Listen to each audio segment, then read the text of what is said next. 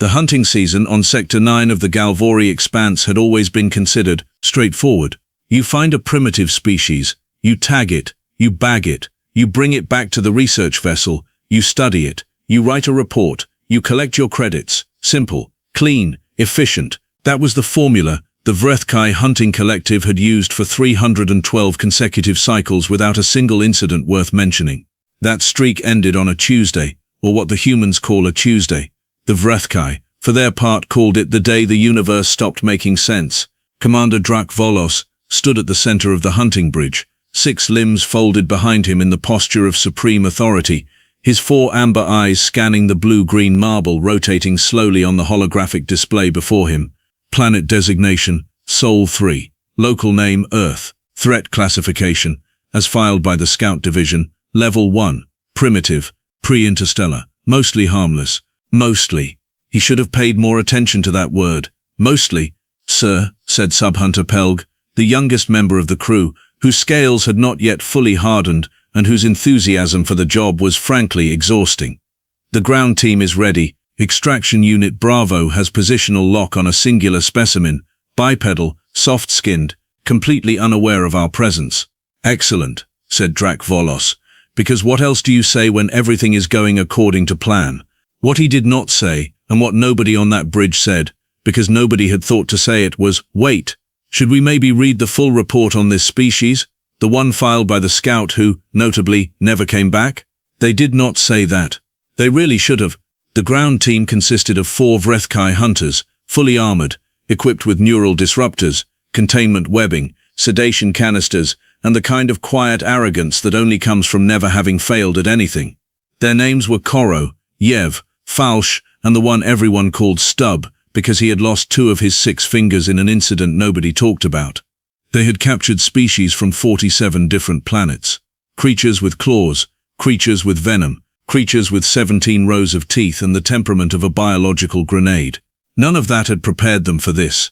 The human was alone, a male, by the biological markers on their scanner, approximately 1.8 meters tall, mass 81 kilograms, temperature 37 degrees Celsius, heart rate calm, dangerously, suspiciously calm for a creature standing at the edge of a forest in the middle of the night. He had a small fire going, he was cooking something over it. The smell, even through their filtered helmets, registered as complex organic compounds, possibly intentional flavoring, which their equipment had absolutely not been designed to analyze because nobody had expected food to be a relevant data point during a capture operation.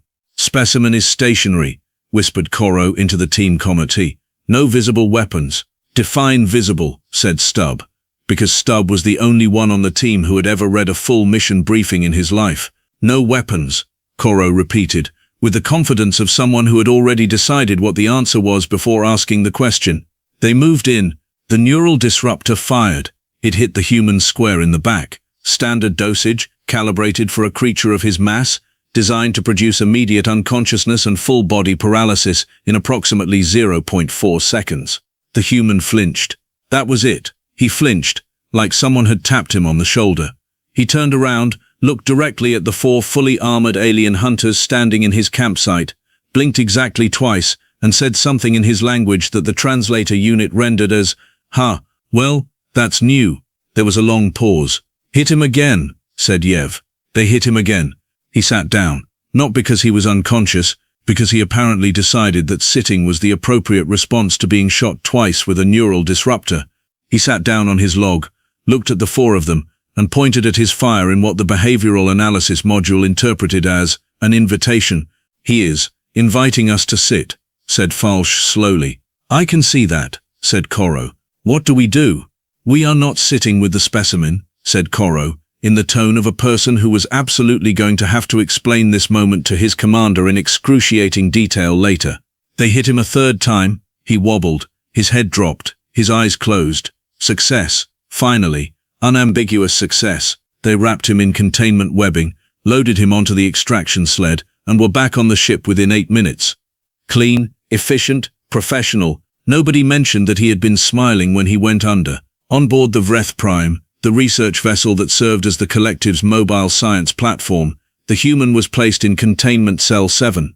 Cell 7 was a good cell. It had reinforced walls rated for 3 times the strength of the largest land predator ever captured, a one-way observation window, environmental controls, and a lock mechanism that required biometric authorization from 2 senior crew members simultaneously. The human woke up in 11 minutes. The sedative that had taken 3 neural disruptor hits to even partially work should have kept him under for 6 hours.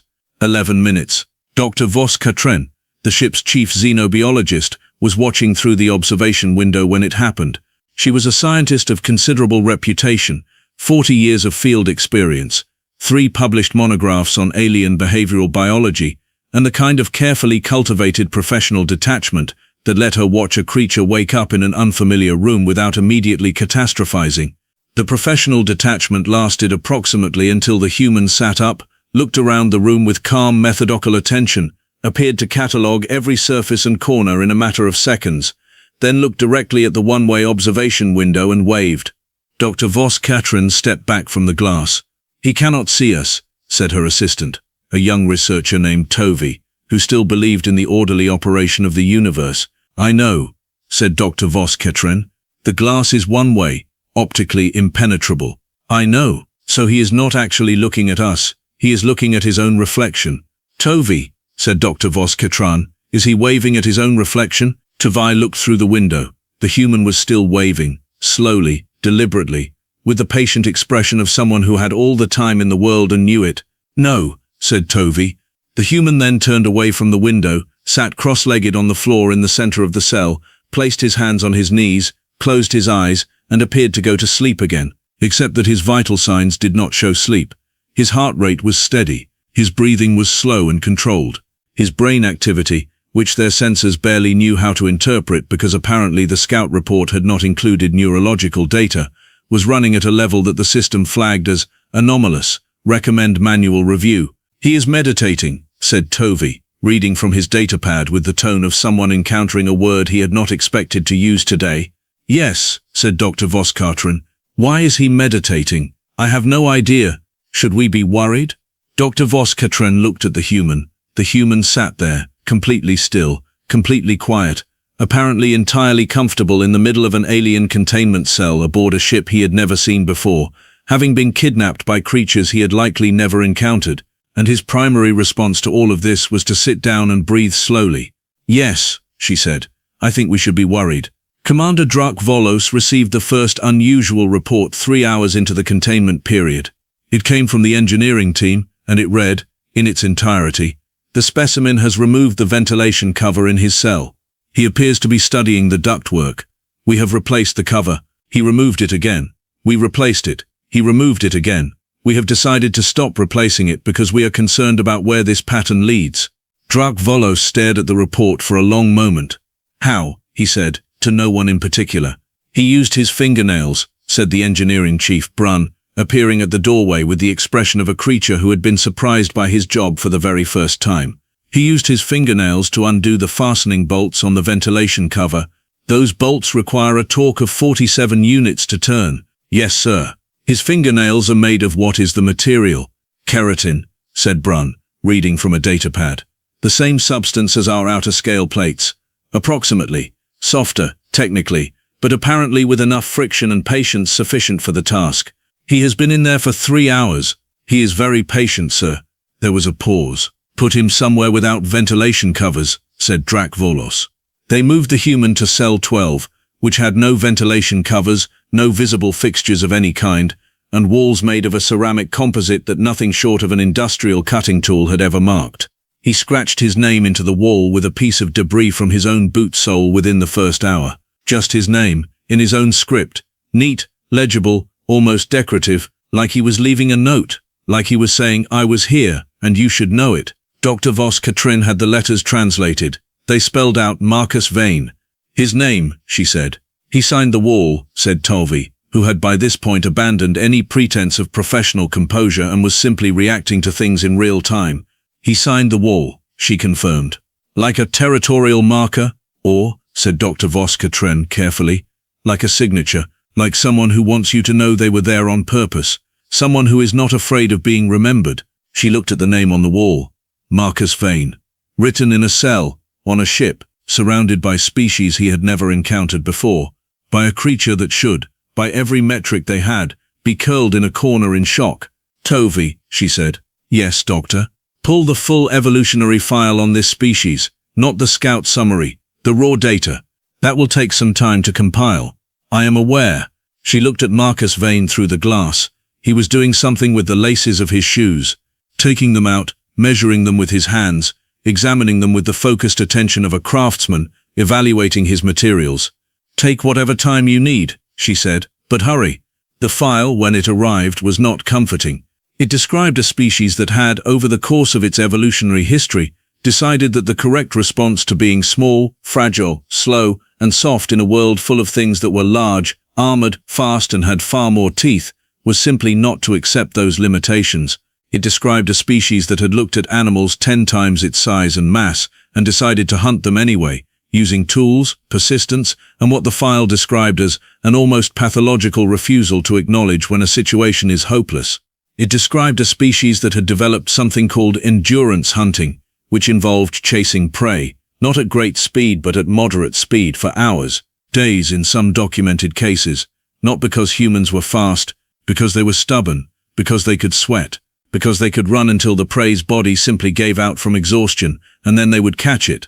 A species that had domesticated animals, not just domesticated, selectively reshaped, turned a wolf, which by all biological accounts should have been a top predator in its environment, into a creature that slept in beds and wore small decorative garments. A species that had looked at every biological disadvantage it had been handed, said something roughly equivalent to "that is an interesting problem," and then solved it by building a larger tool. A species that, the file noted in a section labeled behavioral anomalies, appeared to respond to danger not with terror or paralysis, but with something the compiler had labeled focused problem solving, and in some documented cases, excitement. Dr. Vos-Katrin read this last part twice. She looked through the glass at Marcus Vane, who had now fashioned his shoelaces into a small knot structure and was examining it with visible satisfaction. "Tovi," she said. "Yes? What is the threat classification on the door to this containment cell?" "Tovi checked. Level 4, Doctor. Maximum standard containment." "And how long has he been in there?" 4 hours and 17 minutes. "And what has he done in those 4 hours and 17 minutes?" Tom Malik looked at his notes. He waved at us. He studied the ventilation system. He signed the wall. He disassembled and reassembled his footwear, and he appears to be currently constructing something with the material from his clothing lining. Something. We are not sure what. Dr. Vos-Katrin took a long, slow breath. Outside the ship, stars moved past in the silence of space. The universe, indifferent as always, continued doing what it did. "Get the commander," she said. "Tell him we need to have a conversation about our threat classification system." "Should I tell him why?" She watched Marcus Vane hold up the thing he had made, turn it in the light, and nod to himself with the quiet satisfaction of a creature who was, for reasons that were becoming increasingly alarming, entirely at home. "Tell him," she said, "that I believe we have made a category error." And in cell 12, Marcus Vane looked at the observation window again, and smiled. Dr. Vos-Katrin had spent 40 years studying alien life forms, and in those 40 years, she had developed a personal rule that had served her well across 6 star systems and 89 documented species.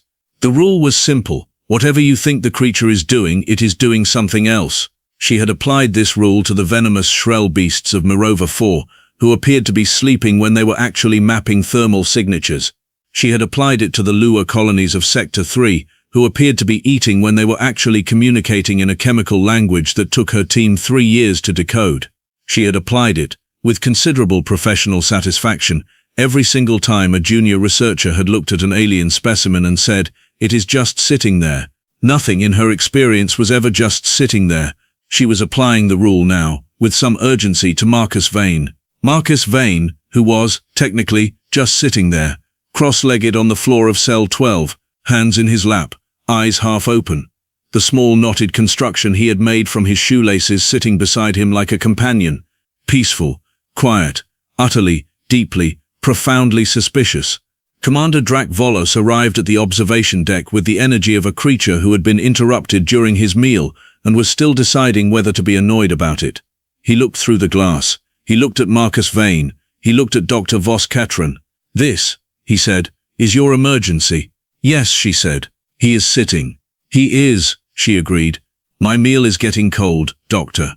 Commander, she said, and she handed him the evolutionary file, open to the section on endurance hunting. Please read the highlighted portion. He read it. His 4 amber eyes moved across the text. His expression did not change dramatically, because Vrethkai faces were not built for dramatic expression, but something shifted in the set of his jaw, something tightened in the positioning of his secondary limbs, which in Vrethkai body language indicated a state that translated loosely as, I have just understood something that I wish I had not. He chased animals, said Drak Volos, until they fell over. Correct. For days. In documented cases, yes. And this, he said, gesturing through the glass at Marcus Vane, who had not moved, is what their version of calm looks like. That appears to be the case. There was a silence that had considerable weight to it. What? Said the commander slowly. Is he making? The object beside Marcus Vane had grown, at some point in the last 30 minutes.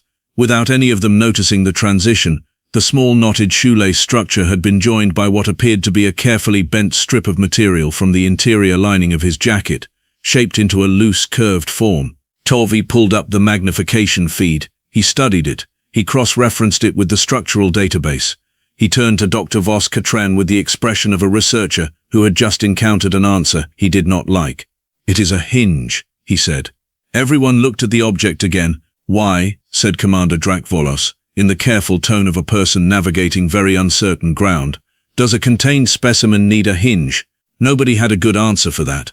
The answer arrived approximately 40 minutes later, in the form of a message from the night watch officer, whose name was Greln, and who had drawn the short assignment of monitoring Cell 12 during the quiet hours.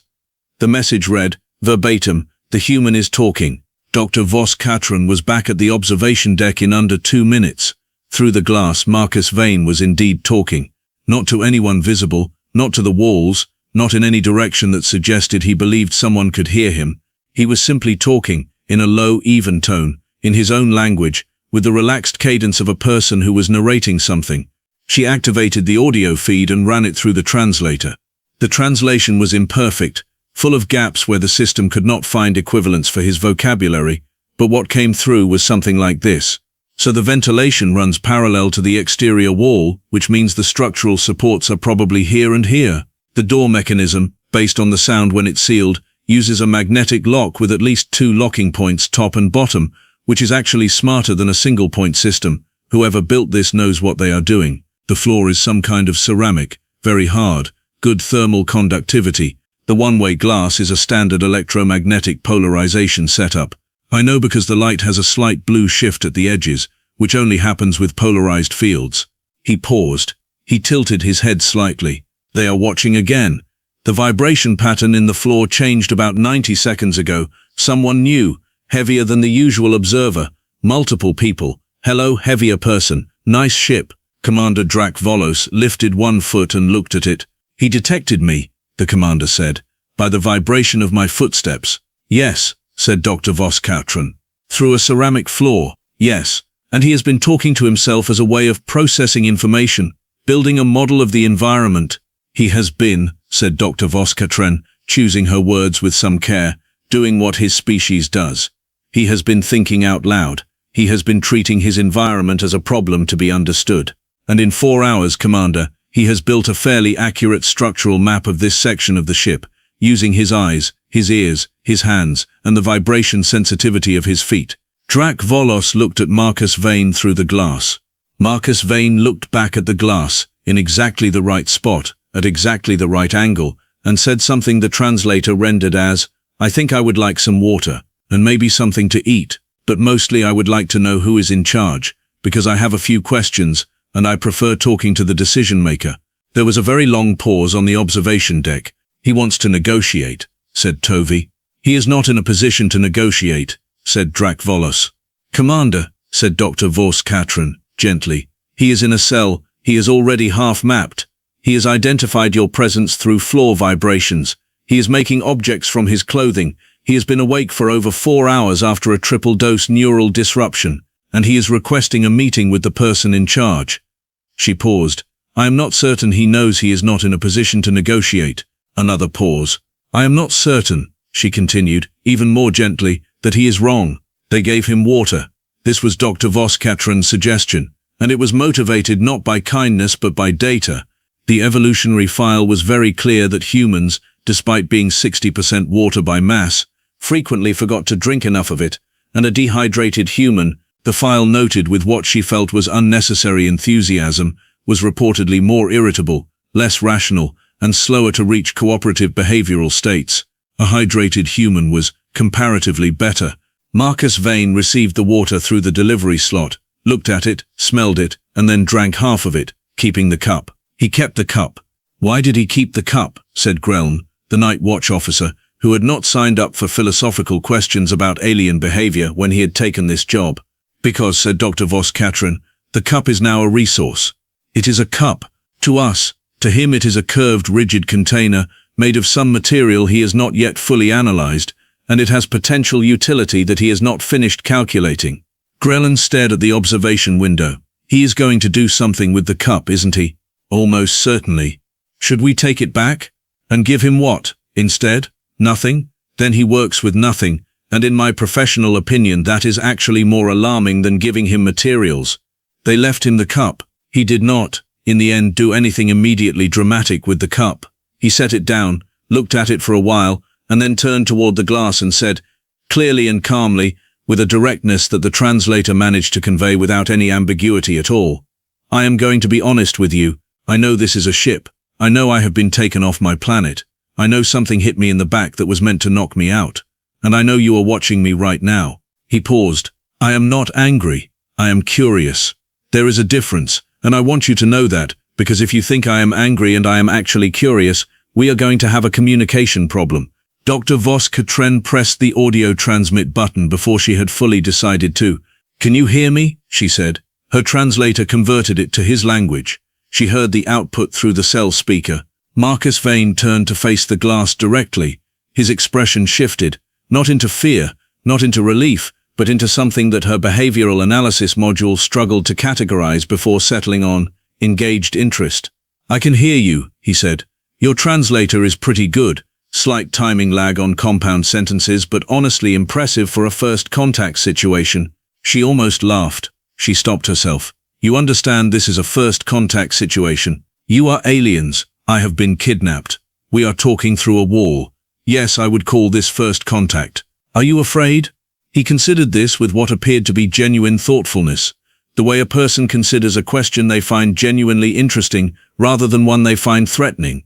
A little, he said, but I am mostly interested. Fear and interest use a lot of the same brain chemistry for my species. It is easy to confuse them. She found herself leaning toward the speaker. Behind her she was aware that Commander Drak Volos had gone very still, which for a Vrethkai was the equivalent of leaning forward. My name is Dr. Voskatran, she said. Marcus Vane, he said. But you probably already know that. You translated the wall. Yes, we translated the wall. Did you figure out I signed it, or did you think it was territorial? She hesitated for exactly half a second too long. Territorial first, he said, without judgment, almost with amusement. That is fair. It is technically both. What happened over the next 3 hours was something that Dr. Voskatran would later describe in the paper she published about it as the most disorienting professional experience of my career, which is saying a great deal considering I once had to explain death to a species that had never encountered the concept. Marcus Vane talked to her, not in the way a frightened creature talks, desperate for connection, not in the way a calculating creature talks, performing cooperation while planning escape. He talked to her the way a person talks when they are genuinely interested in the conversation, asking questions about the ship, about the Vrethkai, about how the translator worked, about how far from Earth they were, about whether the stars outside the window of the cell, which he had identified by the slight glow around the edges of what he had correctly deduced was a viewport panel, included anything he would recognize from his planet.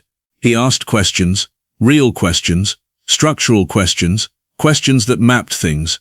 And while he talked, Commander Drak Volos, standing at the back of the observation deck, pulled up the scout file one more time.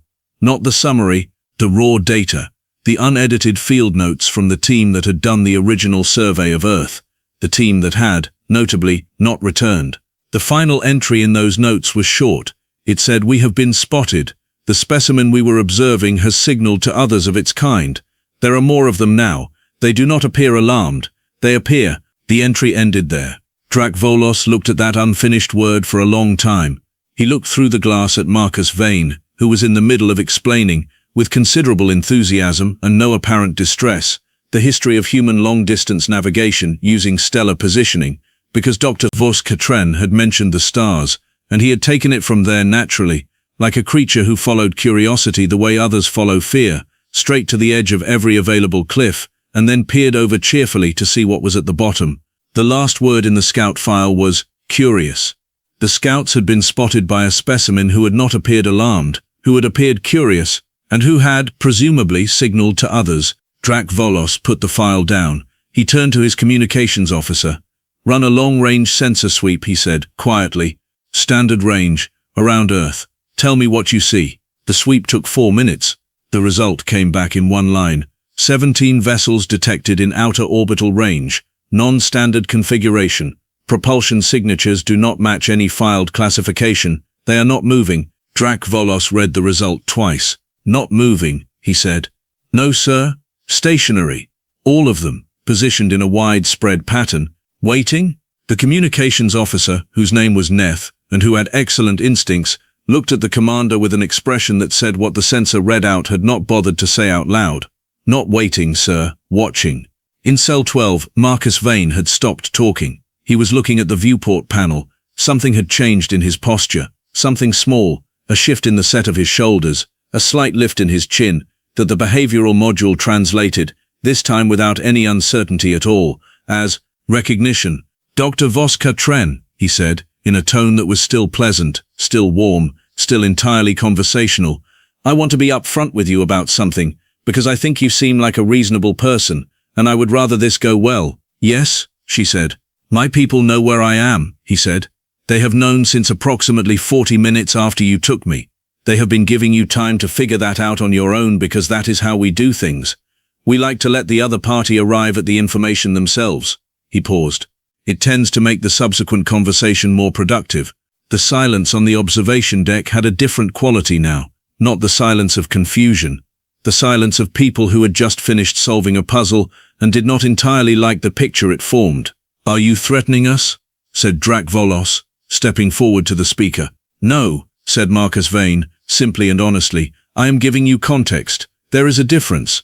Threats are about what someone will do. Context is about what is already true." He turned from the viewport and looked at the glass again, at all of them, at none of them, at whatever he had correctly calculated was on the other side. "I would genuinely like this to go well," he said. "I have been interested from the start. Your ship is remarkable. Your translator is impressive. Your containment design is actually quite thoughtful, and I mean that sincerely. The magnetic lock on the door is a genuinely elegant solution. But," said Dr. Vos-Katren. He smiled. Not a threatening smile, not a performer's smile. The real kind, the kind that comes from a species that evolved smiling as a social signal of safety, of non-aggression, of willingness to engage, and had been using it for 200,000 years on things that had not always smiled back. "But," he said, "I think it would be better for everyone if we changed the nature of this arrangement. Specifically, the part where I am in the cell and you are outside it." Commander Drac Volos looked at Dr. Vos-Katren. Dr. Vos-Katren looked at the evolutionary file, still open on her datapad, to the section she had not read to the commander yet. The section titled Social Structures and Cooperative Behavior, which noted that humans were, uniquely among apex predators in their ecosystem, extraordinarily good at forming alliances, at building trust across difference, at extending the concept of us to include things that were, by any prior definition, them.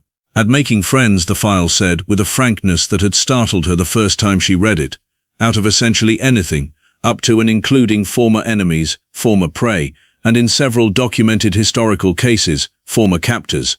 She looked through the glass at Marcus Vane, who was waiting with the patient, attentive, interested expression of a predator who was not in a hurry because he had never needed to be. She pressed the door release. The magnetic lock disengaged with a sound like an exhaled breath. Marcus Vane stood up, picked up his knotted shoelace structure and his cup, tucked both into his jacket pocket with the matter-of-fact ease of a person collecting things that might be useful later, and walked to the door. He pushed it open. He looked at Dr. Vos-Katren, at Commander Drak Volos, at Tovi, and Greln and Neth and Stubb and all the rest of them, lined up in the corridor in their armor and their uncertainty. "Thank you," he said. And then, "So, I have a lot of questions about the ship. Can I get a tour? And possibly more water, and something to eat would be good. I have not eaten since you took me, and I am honestly starting to get a little irritable." Dr. Vos Katrin looked at Commander Drak Volos. Commander Drak Volos looked at Marcus Vane. Marcus Vane looked back at both of them with the clear, calm, undefeatable patience of a species that had once chased its prey across entire landscapes for days, and had never, in its entire evolutionary history, developed the good sense to stop when the situation looked difficult. "Follow me," said Dr. Vos Katran. And that was how the Vrethkai Hunting Collective, 312 cycles into a perfect record, made their first mistake, their last mistake, and the best possible mistake all at once. They let the predator out. And the predator, for his part, shook all of their hands, learned all of their names, and by the end of the week had been invited to 3 different crew dinners. His people's ships, all 17 of them, remained in orbit for the duration of his stay. Nobody asked them to leave. Nobody was quite brave enough to try.